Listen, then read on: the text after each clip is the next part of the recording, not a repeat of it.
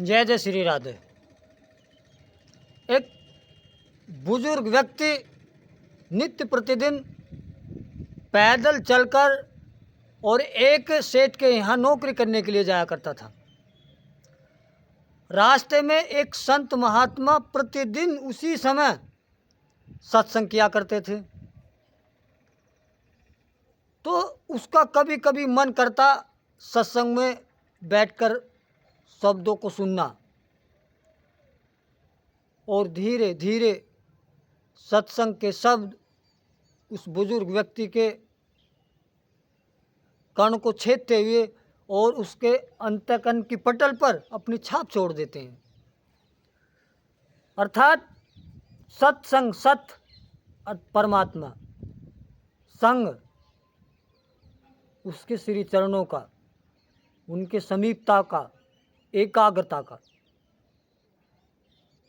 वो बड़े कितना ही जीव प्राणी, बड़े से बड़ा पापी हो, लेकिन अगर उसके नाम का, उसकी गुणगान का उसके हृदय में, उसके कानों में अगर वो धमनी में पहुंच जाती है, तो परमात्मा बड़े से बड़े पापी को भी अपनी शरण में लेकर उसका कल्याण कर देता है।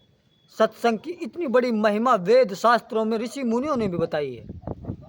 तो आज का प्रसंग है कर्ता। हम क्या कहते हैं कि हमने मकान बना दिया, हमने अपने लड़के की नौकरी लगा दी, हमने ये कर दिया, हमारा पुत्र है ये, हमारी गाड़ी है ये, हमारी वस्तु है ये। विषय है कर्ता। कौन है यहाँ जगत में कर्ता? कौन है संसार का स्वामी? क्या शरीर वास्तव में अपना है, जिसे हम अपना तन कहते हैं? क्या ये संसार हमारा है? यही प्रसंग है आज। धीरे धीरे धीरे उस बुजुर्ग का जो है मन उस सत्संग में जुड़ गया। उधर जो संत महात्मा सिद्ध योगी पुरुष नित्य प्रतिदिन सत्संग किया करते थे, उसने जो नज़र डाली, साधु संत जो हैं कि दृष्टि बड़ी तीव्र होती है, वो पहचानता थे कि वो भक्त कैसे हैं।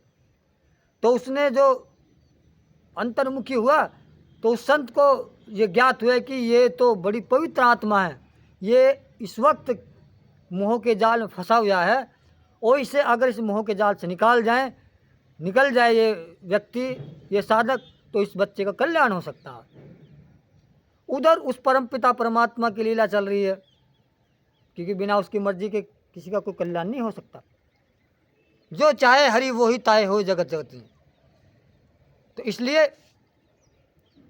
धीरे धीरे जब संत महात्मा ने देखा कि वो बुजुर्ग, वो व्यक्ति, उसका मन सत्संग में, इस आश्रम में परमात्मा के शरणागत में लग चुका है, धीरे धीरे उसकी समीपता बढ़ती चली गई और वो उस संत महात्मा का एक दो कहना भी मानने लगा। वो आगा क्या कार्य बन गया और वो पक गया। जब संत महात्मा ने देख लिया कि अब ये पक चुका है, अब ऐसा खेल लीला परमात्मा रचता है, वो संत रचता है कि उसके सारे भ्रम तोड़ता है, करता।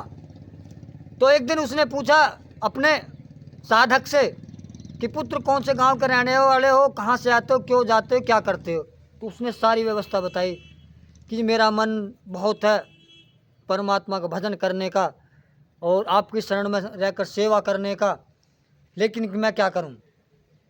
भाई मेरे 2 बच्चे हैं, एक लड़की है, घरवाली है, घर है, उसको मैं ही चलाता हूं, उसकी देख रेख मैं ही करता हूं, मेरे ही वजह से घर चलता है, घर चलाने का कारण मैं हूँ।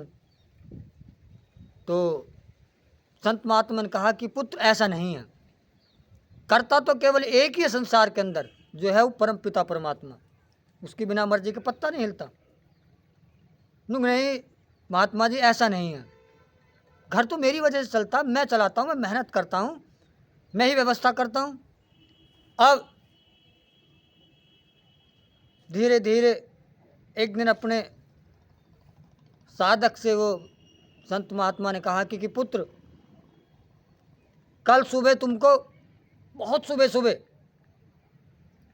नदी पे चलना है, वहाँ स्नान करना है, कल पावन पर्व है कोई।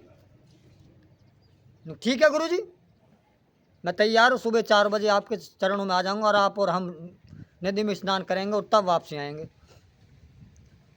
उधर उसने अपने एक गुरु भाई को पत्र लिख दिया कि फला नाम के आदमी को ऐसा इस तरीके से मैं आपके पास भेज रहा हूँ, इन्हें संत के सारे गुण, सारी व्यवस्था, संत महात्मा की सब सिखा देना और अच्छा संत रूपी स्वरूप बनाओ इसका। वो पत्र भेज देता है। सुबह के टाइम वो साधक आता है और संत के साथ जाकर स्नान करता है और उधर संत कहता है कि आप ये वस्त्र उतारें और जो मैं आपको वस्त्र दे रहा हूँ इन्हें ग्रहण करें और फला जगह चले जाएं इस चिट्ठी को लेकर। एक चिट्ठी पहले भेजी, एक चिट्ठी उसने संत जी ने उसके हाथ दी, तो वो पक चुका था। वो बुजुर्ग व्यक्ति चिट्ठी लेकर आश्रम में पहुँच गया और वहाँ उसकी जो है ट्रेनिंग शुरू होगी, कार्य प्रगति पर हो गया। और जो उसके वस्त्र थे वो उसने नदी में एक के समीप एक उधर रख दिया, एक वहाँ रख दिया और वो अपने आश्रम में वापसी आ गया। उधर शाम हुई, घर परिवार परिजनों ने टटोला ढूंढा कि पता नहीं पिताजी कहाँ चले गए। उधर उसकी घरवाली उसे ढूंढ रही है, बच्चे ढूंढ रहे हैं, गांव वाले ढूंढ रहे हैं। तो किसी ने बताया कि एक संत महात्मा के यहाँ नित्य प्रतिदिन तुम्हारे पिताजी जो हैं वहाँ जाया करते थे और सत्संग सुना करते थे। न चलो वहाँ जाकर पूछते हैं, हो सकते हैं कि वहाँ हो कोई वजह, कोई कारण। तो पूरा परिवार, उसके बच्चे और गांव के कुछ सदस्य आश्रम में पहुँचते हैं और आश्रम में मत्था टेकने के बाद में संत महात्मा से पूछते हैं कि महाराज ऐसे ऐसा बात है। तो संत महात्मा कहते हैं कि मैंने कल सुबह नदी पर देखा था वो स्नान करते हुए, चलो वहाँ देखते हैं। अब संत महात्मा और कुछ ग्रामवासी जो संघ थे वो सब जाकर देखते हैं तो नदी पे कपड़े तो रखे हुए मिले लेकिन वो बुजुर्ग व्यक्ति नहीं मिला। तो संत महात्मा ने कहा कि ऐसा तो नहीं कि नदी के प्रभाव, जल के प्रभाव से वो स्नान करती डूब गया हो, मर गया हो, वरना आप लोग आया तो कपड़े तो यहीं पड़े हैं। तो सबके यही दिमाग में बात आ गई कि वो व्यक्ति मर गया। जो उसकी संस्कार होते हैं मरणोपरांत, वो सारे संस्कार हो चुके हैं। संस्कार के बाद में घर में शांति हो चुकी है।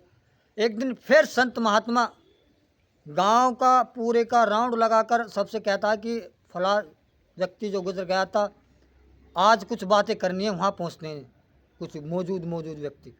सब इकट्ठा हुए तो संत महात्मा ने कहा, और वो बनिया सेठ जी बुला लिया महाराज जी ने पता करके, जिसके वहाँ वो व्यक्ति नौकरी करता था।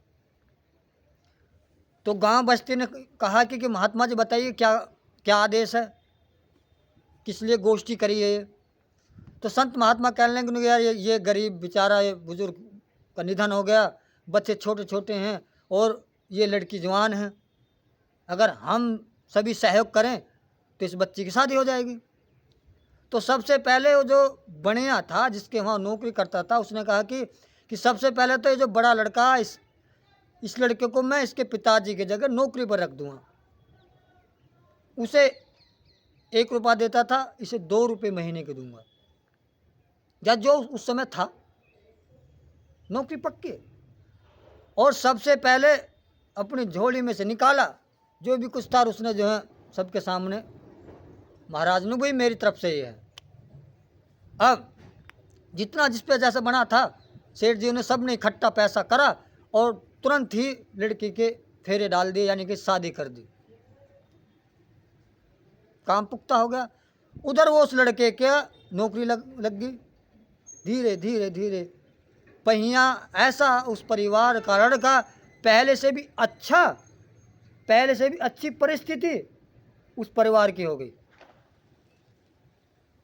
और आनंद में होकर के सभी कार्यरत रहे। उधर 6 महीने पूर्ण हो जाते हैं। 6 महीने बाद में उसने सोचा कि तू अगर गुरुजी के पास जाएगा तो समय लगा, क्योंकि 6 महीने हो गए, बच्चे से दूर हुए, लड़ाई तो होती है, मोह का जाल तो फांसता है, दौड़ता है, भागता है। वो दौड़ा घर जाया, जैसे गांव में प्रवेश करा, जो भी देखता हो भी कहते भूत आ गया, भूत आ गया, घर में गया वो भी नुक भूत आ गया, वो तंग आ गया। फिर वो रात को छुपते छुपाते अपने घरवाले के पास गया, घरवाले से कहा कि मैं भूत नहीं हूँ, तेरा पति हूँ, तेरा परमेश्वर हूँ, तेरे साथ मैंने फेरे लिए हैं। उसने अपने बच्चे जगाए, फिर गांव वाले इकट्ठे करे, उनको जी ये तो ऐसे कह रहा। तो कुछ पहले एक मिसाल थी कि भूतों के पैर दिखाई नहीं देते, कुछ होगा पहले इन्हों का। आज भी कुछ लोग मानते हैं, कहते हैं कि ऐसा हो जाता है। तो उन्होंने देखा रहेगा इस पर, तो पैर छू देखो, पैर तो है भाई, नु इसे छू कर देखो। उन्होंने सारी अर्थात सारी प्रक्रिया अपनाए, तो कि मुझे ये तो हाँ नुक भाई ये तो जिंदा आदमी है, हमसे तो बहुत बड़ी गलती होगी।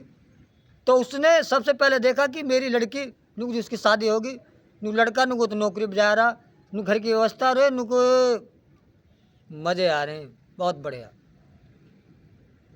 अब उसकी बुद्धि, उसका मन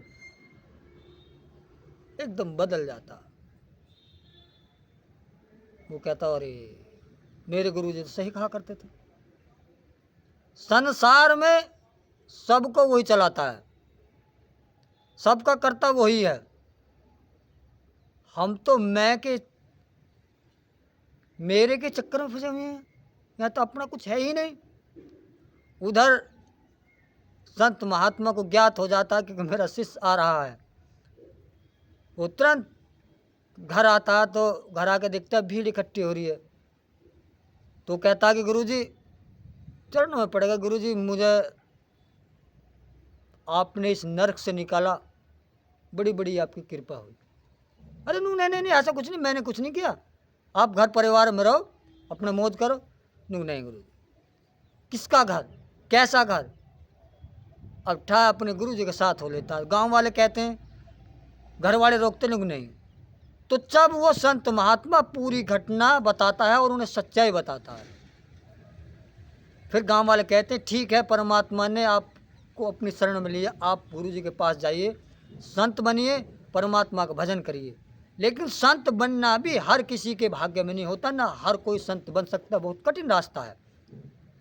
जो खुद को साध नहीं सकता वो संत कैसा? जिसके अंदर दया नहीं वो संत कैसा? जो समदृष्टि ना हो वो संत कैसा? जिसका लंगोट पक्का ना हो साधु कैसा? तो इसलिए संत बनना कठिन है।